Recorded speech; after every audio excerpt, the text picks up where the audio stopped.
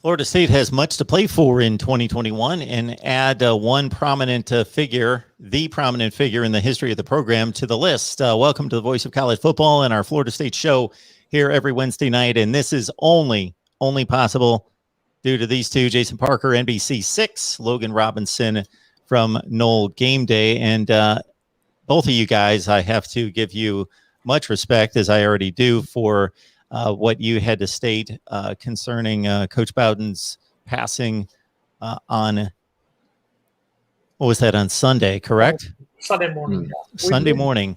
We've made a promise here. We made a promise here. We're not going to cry. We're going to have a good hour. We're going to reflect. We're going to remember. But Logan, do not cry. I will not. Sunday was good enough, I think. We'll see that. I think on September 5th, though, everybody in that stadium is going to not be able to keep that promise, though. They're going to do something, and it's going to make me tear up like a little wuss. Yeah. That picture, Logan, that you posted, that is something else. That is just, man, that has got to be like a treasured family heirloom. It is. You were a cute kid. What the hell happened? I don't know what happened. I still think I've got the cowlick for sure. That's never going to go away. But that was definitely one of my favorite pictures that I have. It's right above, was on top of my bed. And, I've taken a few photos of it now. But that was, I believe, at one of the few camps that my dad would take me to. And, he talked very highly of Coach Bowden. So I got to become a little bit older and actually work and do a few things with Coach.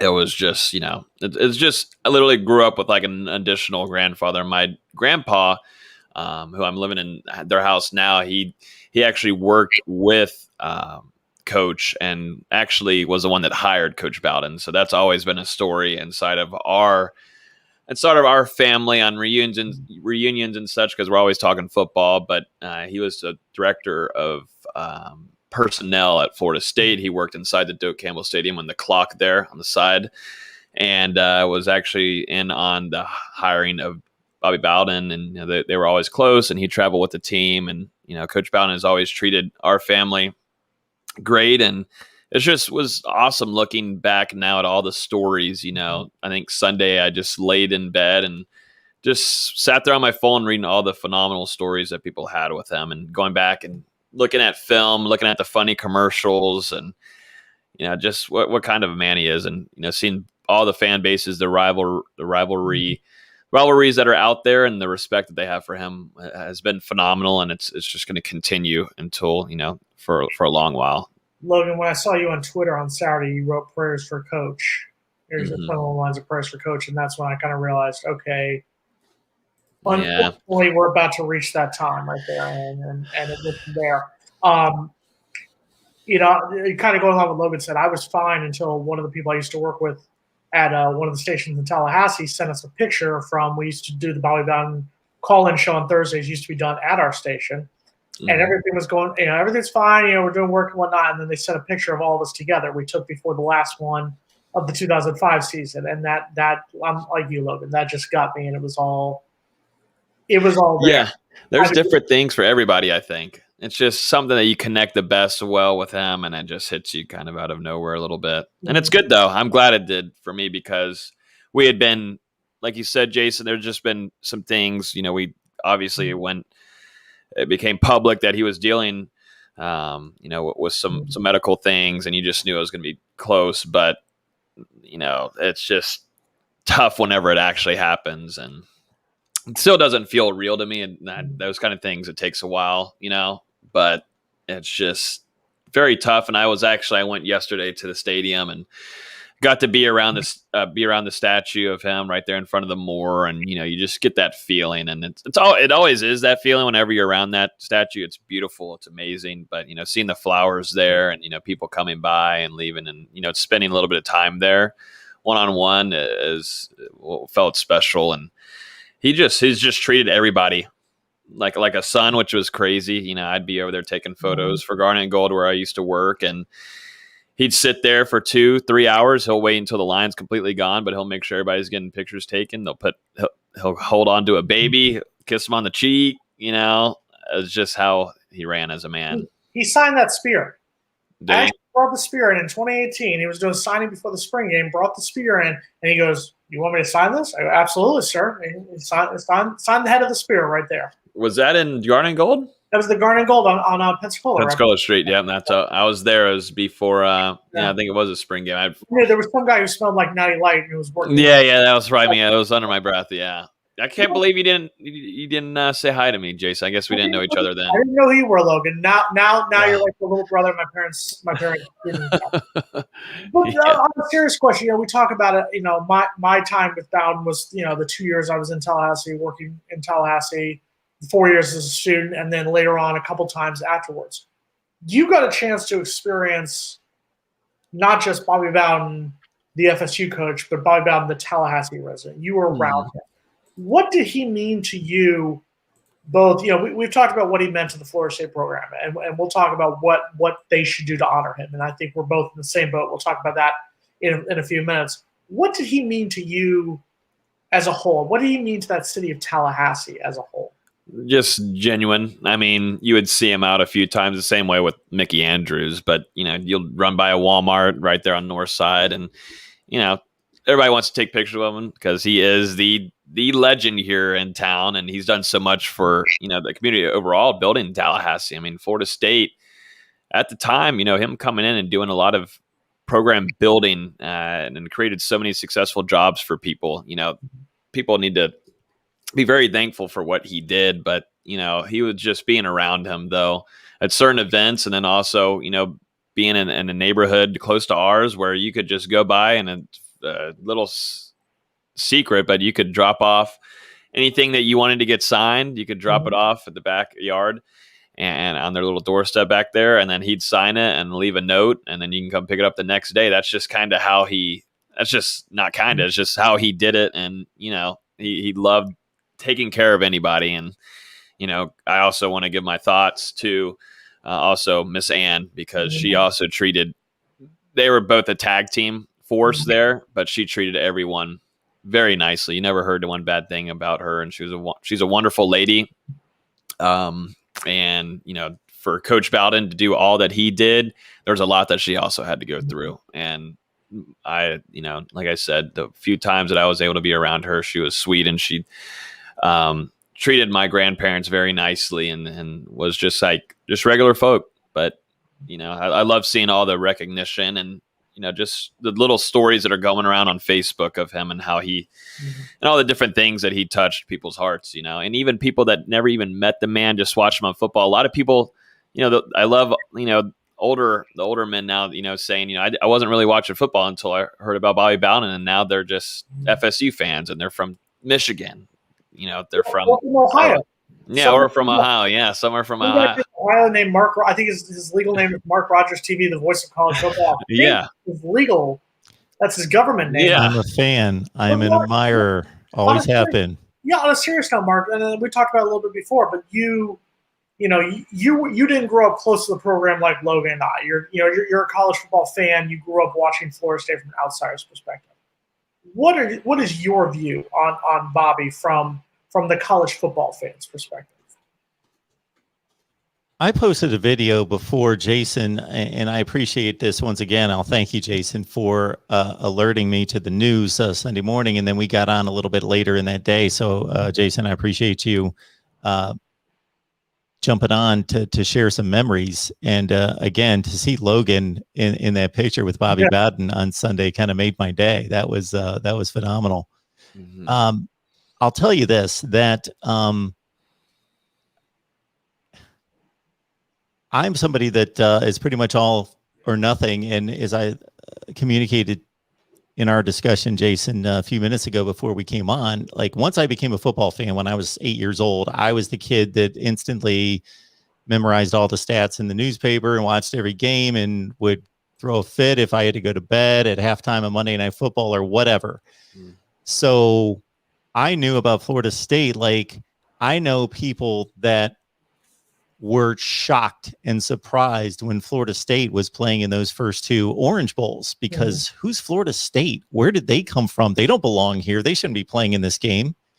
And I'd been tracking it since kind of like 77 in that range, like his second season, that I knew that they were on the rise. And even then, again, even though the information flow wasn't anything close to what it is now, I picked up on this guy. He is a gunslinger from the standpoint of, we'll take on the world and we're going to go anywhere. And this is how we're going to have to do it. We're going to have to climb the mountain and do it the hard way.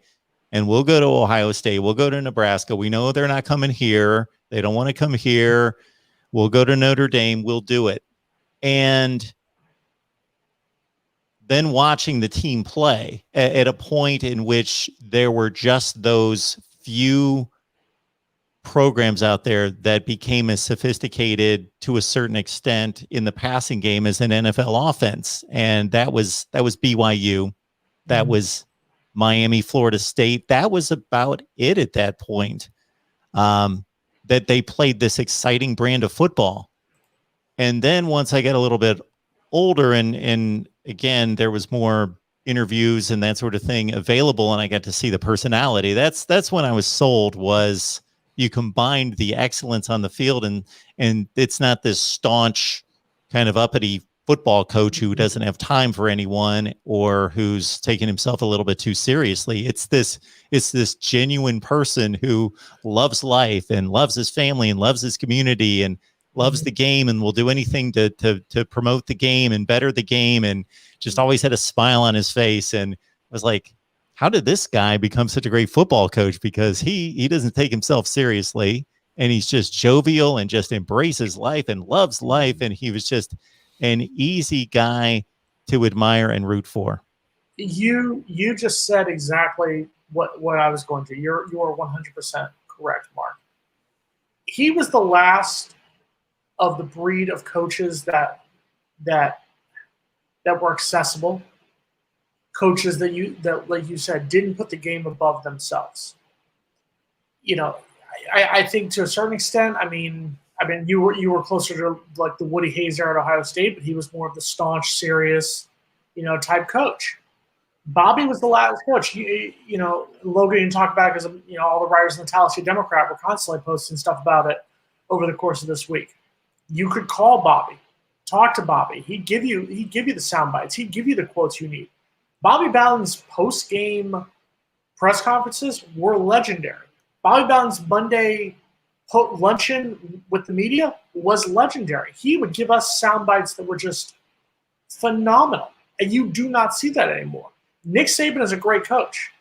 Nick Saban is arguably one of the worst sound bites I've ever had in all my years of working in the media.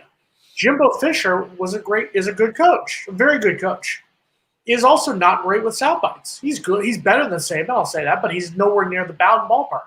Norvell's good. Manny Diaz is good. There's a couple out there that are good, but no one is at that Bowden level. And I don't think that you're going to have someone who's going to get to that level. And that I think is also the major loss in college football right now, is that college football lost arguably their most accessible figure.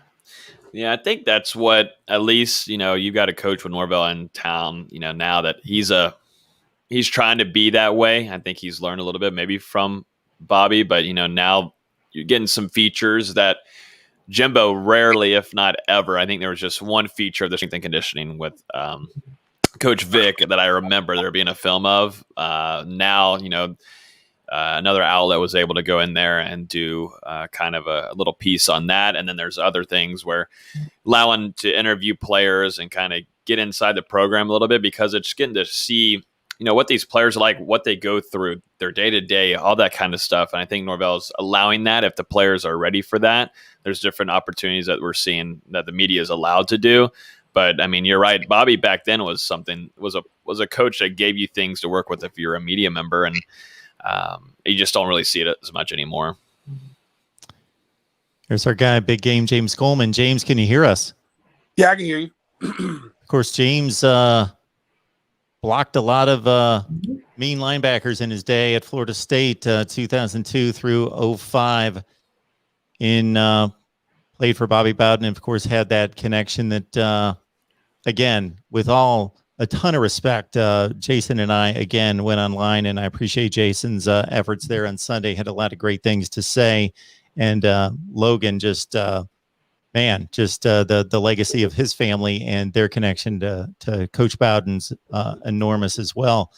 James, you're one of the few that can say, hey, you strapped up the chin strap and you did a lot of what you did under Coach Bowden. So your thoughts at this point? I mean, I'm a world of difference before I was on Sunday, man. And even Sunday, the progression, I went from being very sad to not really understanding everybody, like, not everybody, but having experienced this death, right? And it's a close person to you. Everybody starts talking about how much they love the person and this and what he meant. And you become cynical sometimes. And it was selfish of me. But then when I started talking and I did a couple radio shows and I did some other things on Monday, it really helped decipher and, and understand, like, how great this man really was. And really what helped me with a lot of stuff is, when you get kids, your kids are the ones who really kind of put things in perspective for you. My son absolutely loves Coach Bowden. He's never met Coach Bowden before. He believes he's going to be coached by Coach Bowden one day, and all because of what I've said to him about Coach Bowden. So his experience with Coach Bowden is through me, and obviously Bobby influenced me tremendously. But a lot of people who never got a chance to meet him, their influence and their feelings were based upon people who knew him or what they were able to see from TV. And that just shows you how strong a legacy and how dynamic a man he was. And I've had to, just talking through it and talking about it, how privileged I am and how grateful I am to have played for a legend. There's only so many guys that we could say in college football are that iconic. And when you look at the landscape today, maybe there's two guys that are current coaches right now that people will probably look at in the same light. And it's not because the other coaches aren't talented. It's because the landscape won't let you. But you got Saban and probably Dabo. But outside of that, the money, the selfishness, the business. And I say selfishness, and I don't mean that in a negative way per se. I just think it's just the business of the sport. Even when I look at how when Bobby got moved out, I hated Jimbo Fisher. I wanted to harm Jimbo Fisher. That's how much I hated him. And it was because, and now when I look at it, Jimbo's a great coach. Jimbo's a good man for the most part. Jimbo had ambition, and that's just the way the business was. And Bobby was of the ilk of the handshake deal. Bobby's contract was supposed to be for life, man. And he was one of the first $2.5 million a year when I was playing for him. And he didn't leave. 40 years at the same spot. And not just him. My position coach, Billy Sexton, who is arguably the greatest running back coach in the history of college football, when you look at what he's been able to do and the amount of guys who went to the NFL from his segment, I think if you look back to every year he coached, there wasn't a year when he didn't have a running back in the NFL. But I bring him up because Billy was there in the 80s. So my position coach was a pillar of stability. Mickey Andrews was a pillar of stability. Jimmy Higgins had been there 10 plus years. Jeff Bowden came through the program. These men who were coaching with him stayed. They stayed, man. And that's why you see, and that's the legacy. People talk about, and Bobby said, this is a Bobby quote too. People say kids change and the youth have changed, and kids and youth remain the same. It's the adults who have changed. Mm-hmm. Bobby, I knew Bobby was going to be there, and damn it, if they didn't fire him, my son, and he didn't die, my son probably could have been recruited by Bobby Bowden too. That's stability. That's legacy. That's loyalty and all these things that people preach that they use as just buzzword being a culture. Like, no, Bobby had all of those things because you knew he was going to be there. I shaved my head because Deion Sanders shaved his head. And what's for Ron Simmons shaved his head before that. Bobby Butler shaved his head before that. Like, there was a true tradition in the culture. But now you got guys, grown-ass men who will go and tell a kid that, and fans too, because it's our fault too, that kid doesn't show loyalty when you just had a coach who just left other kids who he recruited for 4 years and said he was going to love them to death and see them graduate to come to your school. I don't know what that's like, man. That man came in my mother's living room and told me she was going to see me graduate. And you know what he did, damn it? He saw me graduate. That's leadership, that's legacy, that's showing you how it's supposed to be done. There ain't coaches like that no more. Coaches are just as selfish as the damn kids. Actually, more selfish because they're the only ones who's getting paid. That man never overpromised. He always over-delivered. And he never shoved anything down my throat. I went to church. I knew I was going to church twice a year, to a black church, and to a church that was hosted by Clint Purvis, who is another man who I'm grateful for as our team chaplain, because I would have never, that man helped walk me through this COVID situation. And he's the legacy of Coach Bowden. And then at black church, this is the funniest thing about this. Bobby was a 90-plus-year-old white man from Alabama. I don't need to know who the hell he voted for to know who the hell he voted for. I just put it like that. All I need to know is how he treated me, how he treated my family, how he treated other people around him. And there's not a person who's greater at that. But bigger than that, that man never changed or dumbed down who he was for other people. He was who he was. He didn't come to me and turn his hat backwards and sag his pants to try to relate to me. You know what he was? He was always that old man from Alabama. But you know what? He found these themes, and we connected through football. And we connected through me wanting to be a great man. And him wanting to make me a great man. If I don't know if I said it on here, I've said it a lot, but like if people were really what they talked about in politics, or they really wanted to make America great again, or some of you Christians were, and I'm not bashing anybody because I'm not that, any of that. I don't necessarily know what I believe, but I know this: I believe whatever the hell I believe Bobby's wherever the hell he believed he was at.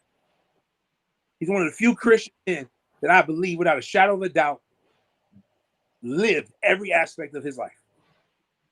Some of the people who scream Christian, I don't want. And some of the people who said they were praying for me, I didn't want it. I told a couple of them, I don't believe your prayer goes past the roof. Now, Bobby, I want that prayer. Hell, I've seen the things I've seen on the football field where it's rained. Every piece of Tallahassee, Florida, had rain, except for our practice field, until period 24 was over. I have no idea how he did. All I know is he went up into that damn tower, and him and Guy were talking about something. Yeah, I just need you to hold this rain off. We really need to get this practice in because they won't give me an indoor practice facility.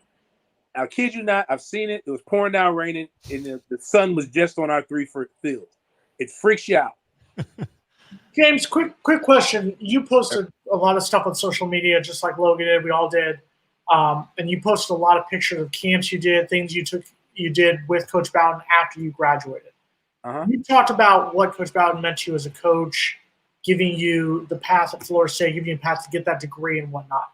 Talk about what Coach Bowden meant to you after you graduated. Talk about what he was like with the players once you graduate. Once you're no longer a player in his program, once you're no longer helping him win games, what was your relationship like with him in the 15 years after you finished playing? It's wild. I'll put it like I'll back it up to 4 years when I was done. His last game was in Jacksonville at the Gator Bowl. I went to a practice, and Coach Bowden that year had been just roasted, man. You would have thought the man was senile. I thought I didn't know if he could walk and chew bubblegum at the same time. And this is before I got in media, and I learned how powerful media is and how it shapes everything, because I'm only seeing my coach or interacting with my coach through ESPN, through ABC, through all of these things. And I'm thinking like, man, I know what the other side of it is in his head, because he talked to us so much about it, about being afraid to retire because his idol was Bear Bryant, and Bear Bryant died right after he retired. So I'm sitting here thinking in my head like, damn, yeah, the old man ain't long for the world too much longer, because the way they making him seem. But then I went to the practice, and to preface this and put it in context, and if you don't, just the way I talk, I don't mean anything by it, but my number was 36. You know how many black number 36s Coach Bowden has seen in his lifetime? Like, for me to think that he's going to recognize me is, you know, I'm not arrogant. I'm not that arrogant. I was a good player. I'm like, I'm going to introduce myself to Coach and make sure he jog his memory. He doesn't know anything. He's senile per ESPN. Hell, he probably think I'm Peter Boulware or something. I don't know. I walk up, and the first thing he said, and I have dreads now. Coley, is that you? And I'm like, huh? He's like, man. He's like, it's been about 4 years, hasn't it, sir? He said, boy, I sure could use a fullback like you right now. He's like, you got any eligibility? Then he asked me about my sister, who was a track athlete, freshman track athlete. He asked me about my mother. He remembered that I'm not from. He's like, what are you doing here in Jacksonville? You're from Tallahassee, ain't you? And just, I'm sitting here in my head like, how the hell does he remember this? Like, what the heck is going on? And just, like, that's that. And then it's coaches talk about an open door policy.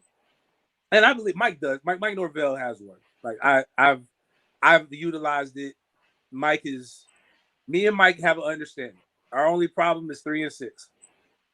Outside of that, I have no issues with Coach Norvell. And Coach Norvell understands the standard. I always feel like I got to tell people this. Bobby open door policy was so much that most people didn't even realize this. His number was in the white pages. Phone book.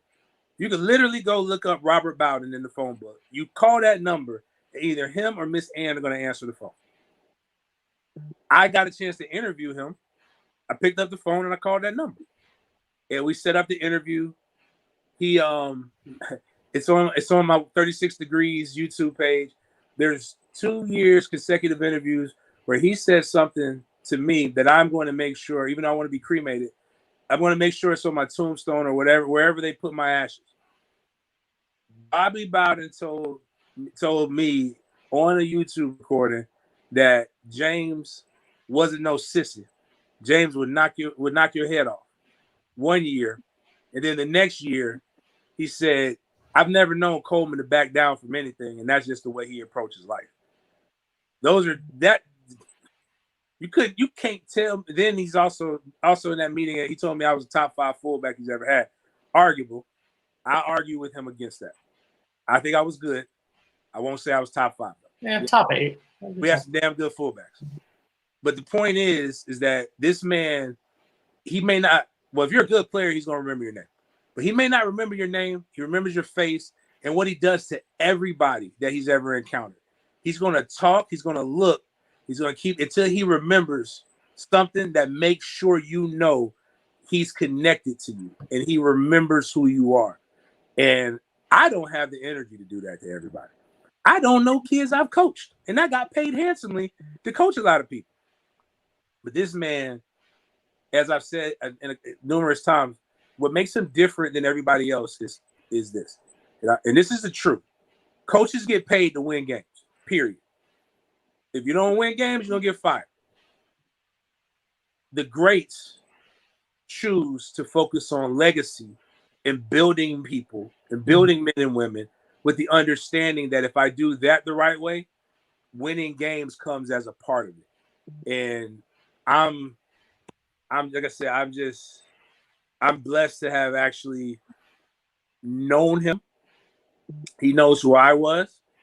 I got to play, and he was I know who my father is.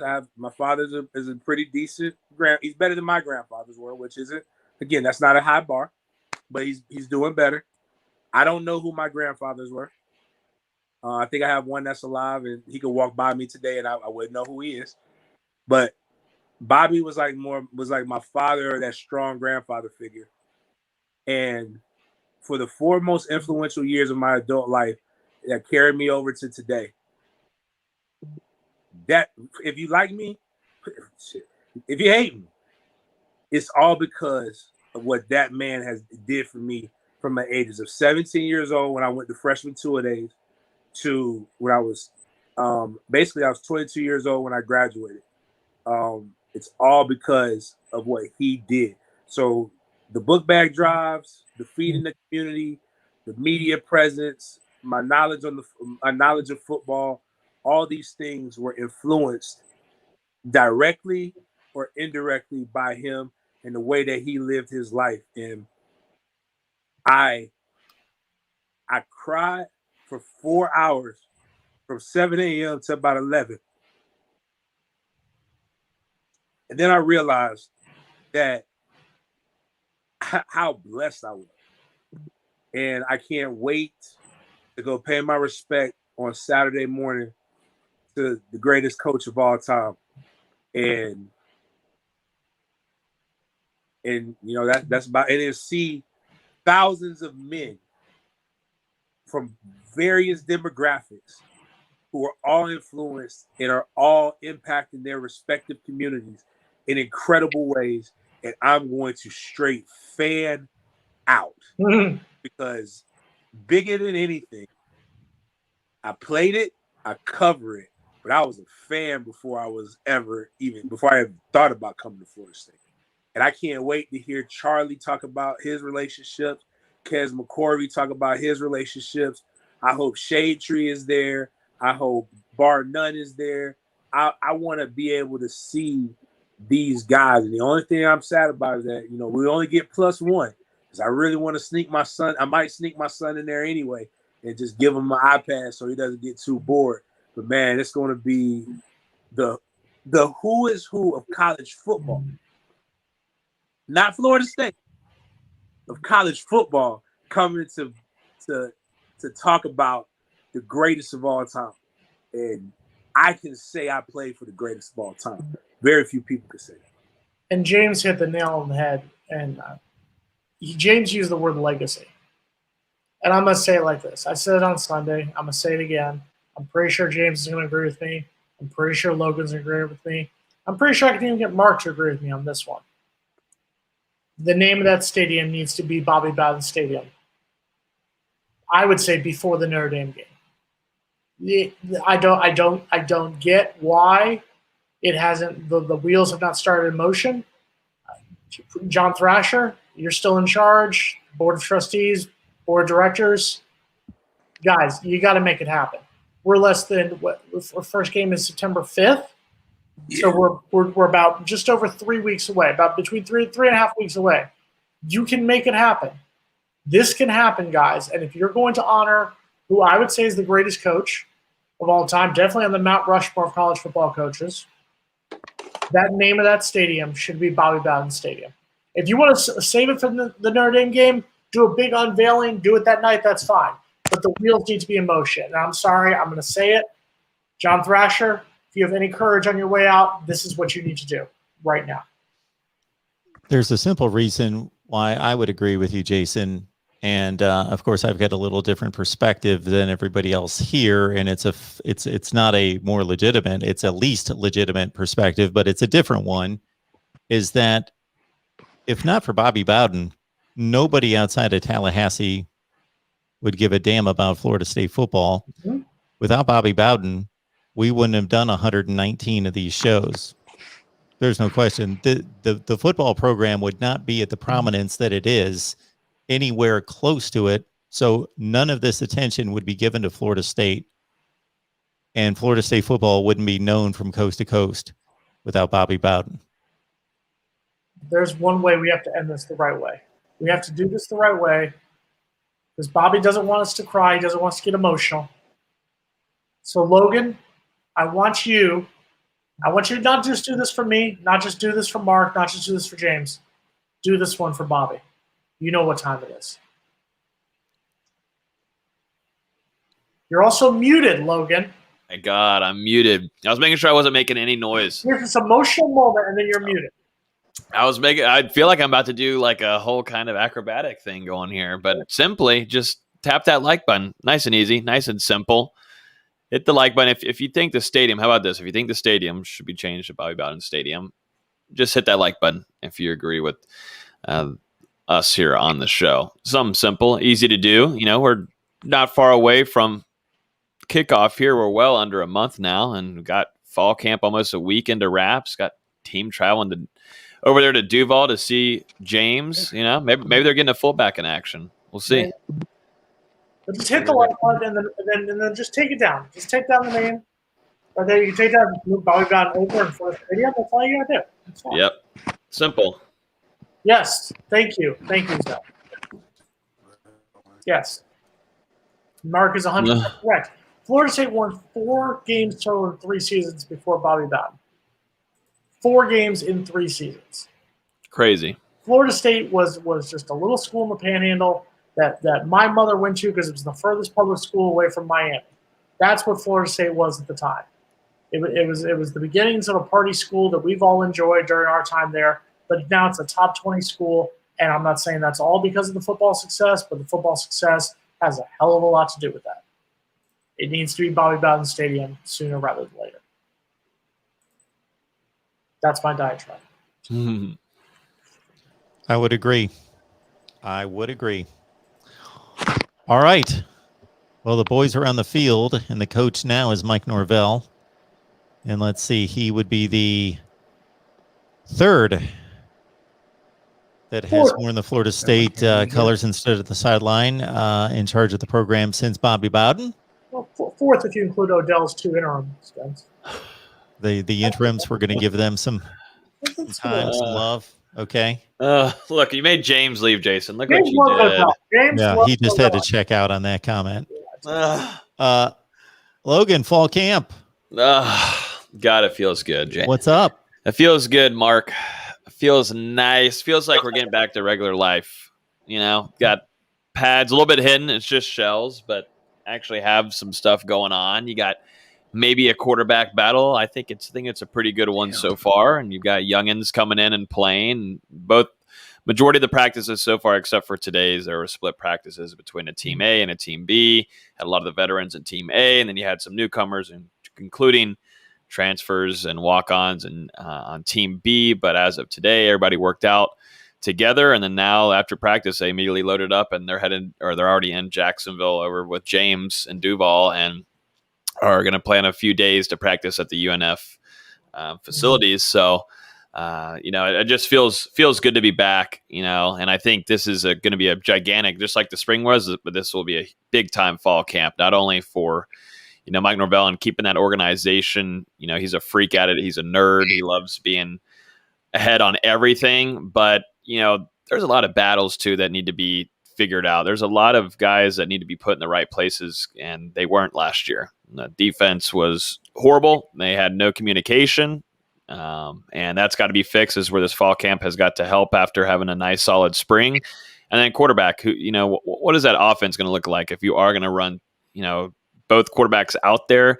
You've got, Jordan Travis. Is he going to go out and slot? Wide receiver, is Jordan Travis going to be the starter? Is Mackenzie Milton going to be the starter? Is the offensive line going to be able to hold up?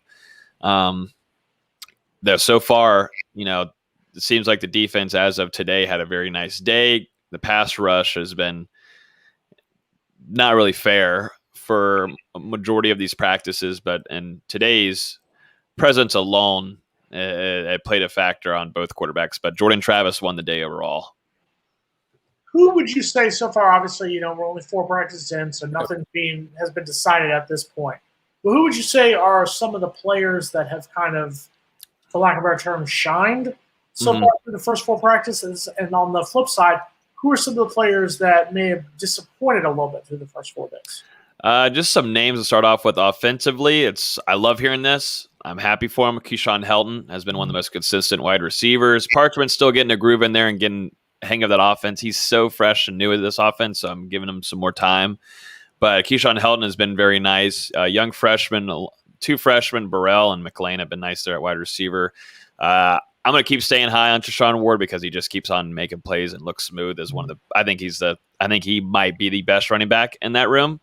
Just haven't been able to see him play a lot in games, but he just excels in practices. I wanted to see it translate onto the field. But Ward, and then defensively, Travis J. This is what he does every start to camp. He does well, and he's solid. He's getting everywhere. Today he came with some tenacity and was very physical, which I love. In Madison County, he used to obliterate kids, and I'm all about it. I just need him to play smart and not get beat on routes. That's one thing he's got to work on because we know that he can go east to west quick, but I want him not to get beat on routes. But so far on his first couple of days of camp, things have gone well. And then Keir Thomas, he came into fall. I think he's trimmed down quite a bit since the spring, but he's came off the ball pretty fast. Him and Derek McLendon, we already know what we've got with Johnson, but it's good to have some other guys back there. Keir Thomas, I'm not going to be shocked you see him starting against Notre Dame.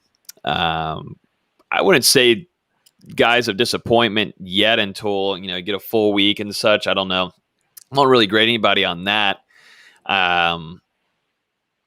Just because it's just, guys are getting back in the groove of things. I'd have to think of some guys of maybe who are disappointed. I don't know if James has heard anything else too.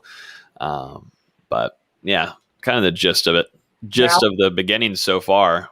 On the flip side, you're going to actually have to say something negative that you're all about. Who are some of the players that you would like who have kind of either maybe disappointed, or disappointed is not the word you want to use, that need to improve after the first week? Who do you think, James? Is it to me? It's either one of you. Or, I mean, you were seeing more practice. Yeah. Who do you guys think?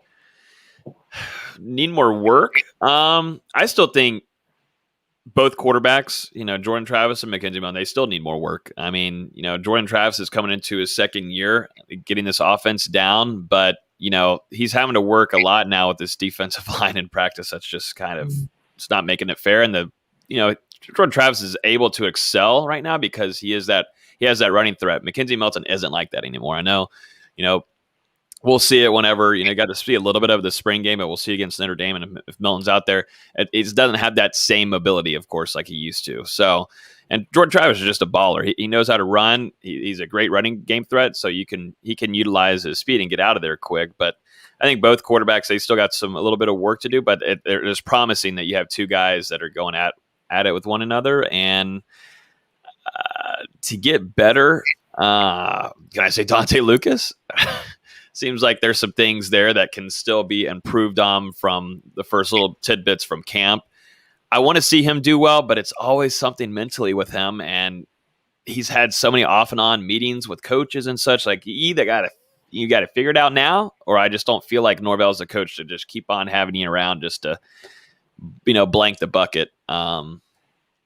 But so far, the thing is, everybody's dialed in, so I can't pick on somebody saying, "Oh, you know what? We've got Corey Durden that just doesn't care about what's going on."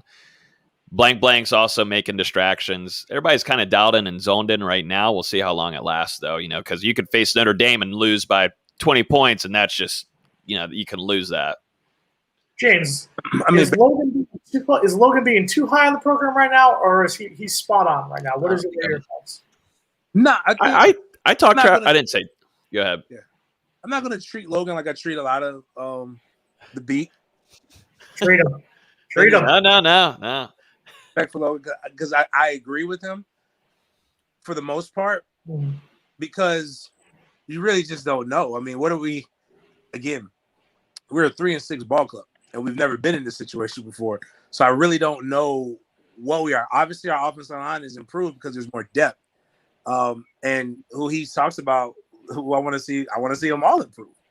I want to see and I definitely want to see Dante Lucas. I want to be honest with you, me being tremendously harsh, I'll admit. But if you ask me, I don't understand why him or Bailey and Johnson are on the team. Just based upon their performance and attitudes, they're wasting 2 scholarships. But I do know Lucas said I know there's something that Atkins feels is a redeemable quality for what they have, so that's why he's there. I trust Atkins more than I trust almost any coach on the staff. So, like, I mean, that I go with that. Defensively, I mean, I don't know. I haven't heard enough about Coop. For Coop to be a guy who last year was considered one of the top D tackles coming into preseason, and for him to have such size, and even when I made the mistake of watching his film coming out and comparing him, not saying he was, but saying he has the trajectory to be like a Vince Wilfork because he's a big, explosive individual. I haven't seen anything close to that since he's been there, and he's a vet. You need him. You need him to be that guy. But the most disappointing unit, even though I will say there are 2 guys in that unit that I'm at 3 maybe. Dix Jr. I know what he is. They've got to figure. I hope they know what he is. He's a downhill linebacker. Don't put him in space. Don't do anything to try to make him Ernie Sims. That's not who he is. Let him strike, blitz him, do whatever you need to do. But we've got to see Amari Gaynor, who I love Amari, take it to the next level. And he's got to do it in a position that he's not comfortable with, that he's not new. Like I joked with him. He was at my book bag drive, and I'm like, hey, you ready to mix it up with guys like me every play? Because that's what you're going to do. Like, and we got I automatically have leverage on you. You're a tall, look like you chiseled out of rock, but I've got leverage. And then the same thing with Kalen DeLoach. Kalen DeLoach is a guy who I've heard good stuff about, but it's that time. And I love his dad, OG DeLoach. And then there were some rumors last year about him not being happy, but I've heard some good stuff out of camp. But over these next couple of weeks, it's got to transfer from good stuff to tangible things. And I think, and I'm not going to ever put Logan in this category because I think Logan's been consistent. The problem is the way it's been covered. And our fan base is so Miami-ish in the fact that we're looking for anything to gravitate toward and suck into energy that might be positive, is that we had so many fluff pieces that it could be bad or it could be over the top good against Notre Dame. But we won't know until we see our guys go up against somebody who doesn't like each other. And we ask the same damn questions. How many years are we going to hear this is the closest this team has ever been to each other? How many years are we going to hear we bought in? How many years are we going to hear all this stuff? We heard this Jimbo's last 2 years when it was clear that it wasn't happening. We heard it through every aspect of Taggart, and we heard it all last year. And I don't blame that on the coaches or the players. I blame it on the media for asking the same damn questions that you already know that they're going to that every player, every athlete has been trained to answer it. Either don't ask the question or ask a more creative way so that we can start giving the fans some real substance, because that's the hard part. Like, I don't know what to compare our D-line to because our D-line was piss poor last year. And just because they're 2 sacks better than last year, that doesn't mean that's the standard. That means we still stink. And I believe Mike and the coaching staff are doing the right things, but the video that gets leaked, the articles that get written aren't telling me or showing me anything to make me want to go and bet that we're going to win 10 games, even though I do know the standard is 8. We better win 8, or we're going to be in some, not just like no coach. I mean, Mike Norvell may have to fire some people, but they're not firing coaches per se. It's just all the positive momentum. Uh-oh. I think There. we see now. I hear you. We got you. I mean, you're blaming the media for more things, so I mean, That's what happens when you talk bad about our media. Don't talk about the media. I'll cut you out of here, bro. All things being equal, we've done a phenomenal job of recruiting. We've done a phenomenal job of the things that we can control right now. I'd hate to see it all be derailed because people were afraid to tell the truth. And I think you were talking about, at least with, it actually, my bad. I hate to go back to Bobby. My only thing to go back to Bobby was I want everybody to show the same courage that they showed the last 3 seasons with Bobby Bowden to Florida State in general. Because, boy, they crucified the hell out of Jeff Bowden, rightfully so. Mhm. Crucified the hell out of Bobby for a lot of people to be crying and talking about how great of a guy he was.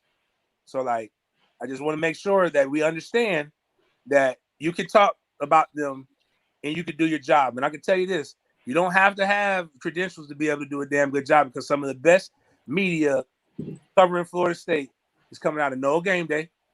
I'm gonna give my guys pat my fifth quarter on the back too. Mark Rogers TV here, Jay Peasy coming out of South Miami, coming out of the South. Like it's a bunch of stuff that you can get, and you ain't got to sugarcoat it. And again, I'm living testimony. There's pictures. The man was playing with my kid. They let him pick up my 2-year-old. We vibe. When I come home to Tallahassee, we talk. I smoke cigars with Dugans. Well, I ain't smoked much of anything since I've been in the hospital. But when I get back healthy, we're gonna smoke cigars and we're gonna do other stuff. You can tell the truth, and people will still rock with you. You don't have to lie. Like, they get paid a lot of money to have thick skin. Just don't be disrespectful. That's the only thing you can. But again, we can tell the truth. It's okay. That's my public service announcement. You both sound like the voters that the one guy that voted Florida State 25th in the coaches poll. No, I have a poll, and Florida State did not get voted by James Coleman. No, that wasn't you. Fifth quarter coaches poll. No, right? No, he did not. I have so much clout in that one. Him to be 25 and a bit 25. I don't normally agree with Cam Underwood from State of the U. We've gone back and forth on a few of these podcasts with Mark Rogers, but Cam is exactly right. Whoever voted us as the preseason top 25 needs to get their vote taken away. There is no way, and I love the coaches poll. I love Florida State. It's my alma mater. I think personally, it's the greatest school to me. I'm a proud graduate of the school. We are not one of the top 25 best college football teams right now. Could it be over the course of the season? Could at some point we get ranked? Absolutely. Right now, after what James said, after last season is what we're going on. By basically what we have to go by is a 3-6 record coming off that. Is the hope better? Yes. Is the promise better? Yes. Are we one of the 25 best college football teams right now? No. We're talking about the coaches poll, though, right? So the coaches, there were 65 college football coaches who took part in that poll, and whether they did it themselves or they handed it to the SID to do it, there's a mixture there. Maybe they actually, more of them possibly do it in the preseason when they don't get caught up in their day-to-day during the season, and they're like, who cares? Just make sure that our rival knocked them down 10 spots, but everybody else do whatever you want. But it should be on public record. What coach voted Florida State in the top 25? I think it was the coach of Kent State. I think the coach of Kent State really wanted Florida State successful. That's why. Definitely a friend of Mike Norvell's, that's for sure. It was the Memphis coach. Memphis coach. Got it. Okay. Maybe the UCF coach. Maybe it was, someone. Malzahn. Who knows? I think it was a friend of Norvell's. Maybe it was sure. Brian Kelly. Wanted to pump up their. Maybe it was Dan Mullen, Logan's favorite coach at the University of Florida. I do love his TikToks. They're awesome. They are not awkward at all. No, not at all. God, please. That's what happens when you give middle-aged white men TikTok. Is Dan Mullen. Disturbing images, disturbing moments on TikTok. I love it. Please, more. I think it's engaging. I think they're doing a great job. I would love to see more. I think you're drunk. No, I love it. I want to see more. Do it more, Dan Mullen. It's working really well. Keep going, please. He could be in the hype house soon with all those teenage kids with rings on and the earrings and everything. While we're at it, shout out to my friends who I'm not going to name your names, but shout out to my friends who are placing bets on Miami. I'm taking all your bets with Alabama. You guys want Miami? So congratulations, guys. I'm going to be getting paid come after that game. So shout out to all my friends down here in South Florida who really have confidence in the Canes. I also want to announce to everyone, and Big Game James, of course, has an offer here if he wants to take part, and Logan already knows because I put this out on our DM several weeks ago. But Jason is going to have his predictions available on Patreon, which that should be the sole reason that thing should just explode by itself. But in addition to Jason, we've got at least 12 to 15 media members and their predictions on there. And if for no other reason, go on there, reverse the picks, go out, lay out a bundle of money on the games, then you should be in good shape. Because before you just got my predictions on there, but now we've got a contingent of knowledgeable media on picking the games week to week. So here's I'm gonna call out Logan real quick. I want to call out Logan real quick because James already set it up to where I'm getting apparently dunked the day of the Miami game. We were setting that up where I'm getting dunked in a dunk tank. I didn't realize I opened up my big fat mouth on that one. So Logan, I'm calling you out. If I have a better record than Logan, by that time, you do the picks with me, Logan. If I have a better record than you after the week before the Miami game, so after the games on November 6th, you got to do the dunk tank too. Before the Miami game? Before the Miami game, up until the week before the Miami game, if I have a better record than you on picks, you got to do the dunk tank too. It's historically cold in Tallahassee. I know it's going to be cold as well. I know that. If you have a better record than me, Logan, I will pay for all of your throws of me in the dunk tank. You get it free of charge. Who's setting up the dunk tank? Oh, James is? How drunk were you? James is getting a dunk tank. There'll be a dunk tank. Where are we putting that at? At his tailgate. It'll be at the top of lot 19. It'll be a dunk tank. I don't know. We're gonna sneak it. We're gonna have to sneak it. You're gonna have to sneak that. It'll be interesting. But apparently, I'm getting dunked. I'm down. I'm down to do it. All right. I should get dunked for these hot takes. Yeah, I That's know. what we need to douse these hot takes real quick. 2 homework assignments for everyone. Oh God. Homework assignment number 1. I'm going to give my word that we're going to start the show at 6 p.m. straight up, not 6:02, not 6:08, not 6 p.m. Eastern time, straight up next Wednesday, even if I've got to come on by myself. In exchange for everybody that's watching right now, we were around 100, something in that range, that everybody goes out and pulls one other person into the live chat and the live stream next Wednesday. So we should at least double our audience next week. So if everybody does that, we will be here at 6 p.m. Eastern time. And if I've got to do it by myself, I will be here lights on 6 p.m. Eastern time. Point number 2 is look at the banner down below there. Go to Patreon and get locked in on that Discord on Knoll Game Day. What do they only need like $3 a month? Yeah. James like and ours. $0.10 a day.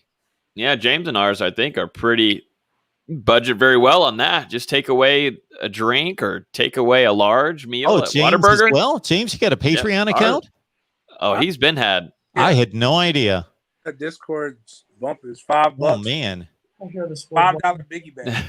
That's one $5 biggie bag, but you get a ton of information. I say personally, for under $10, I didn't realize you were $3, but $10, you get some of the best news, and accurate and breaking and fun.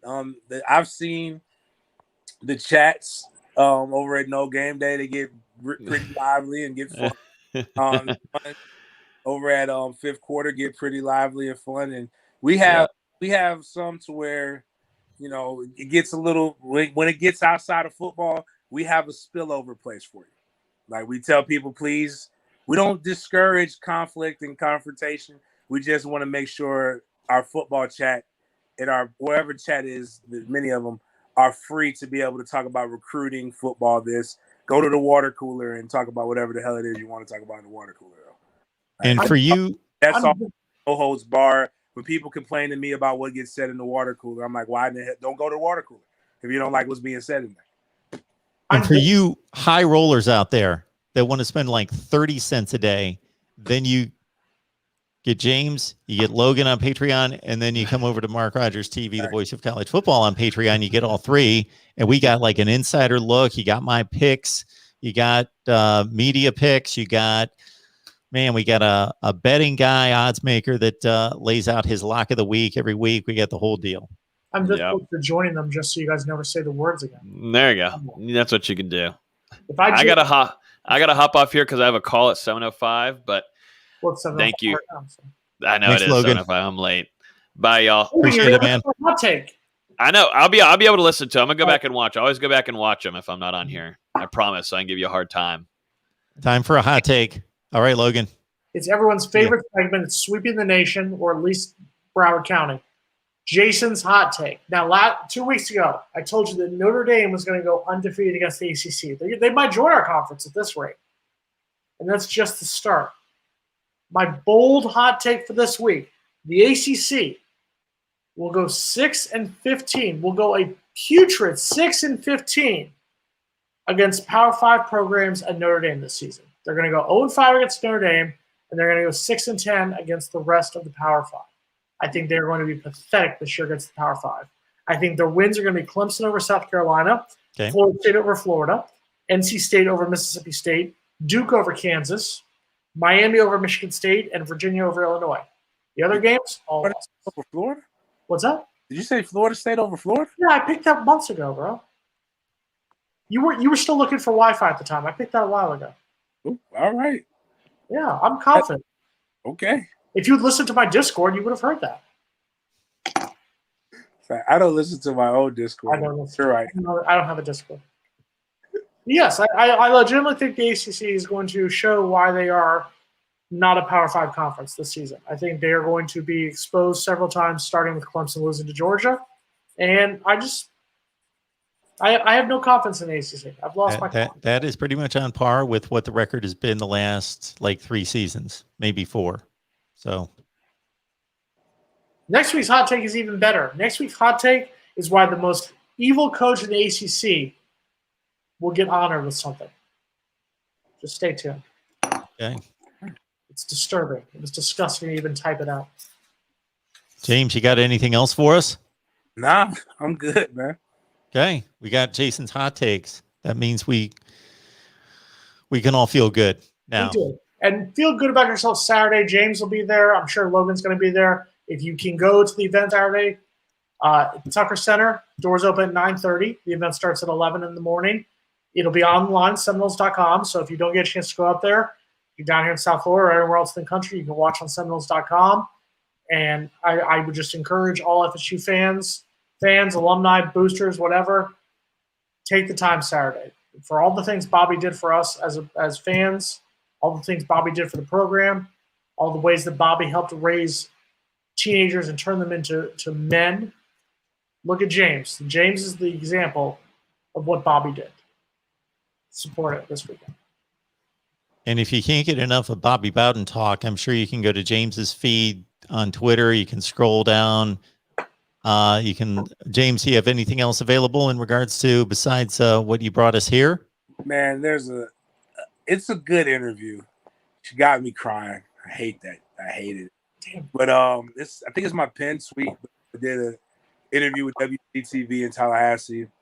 Just talked about Bobby candidly. So if you want to know, and I'll probably end up writing something I'll put out on 5th quarter after the ceremony, linking up with everybody. And I think on Friday, if you go to @sportsden_live on Twitter or follow the Sports Den here on YouTube so you can watch it. We're gonna have I'll have about 5 or 6 former FSU players. We're gonna do a Bobby special. It's where guys just we just chop it up, talk about Bobby. That'll be our show on Friday around 8 p.m. So, but other than that, nothing's just been a hell of. I feel so much better than I did last week. So, as far as my win capacity, lung capacity, so I'm just happy to be here, guys. So we're glad to have you. So, but yep, that's about it.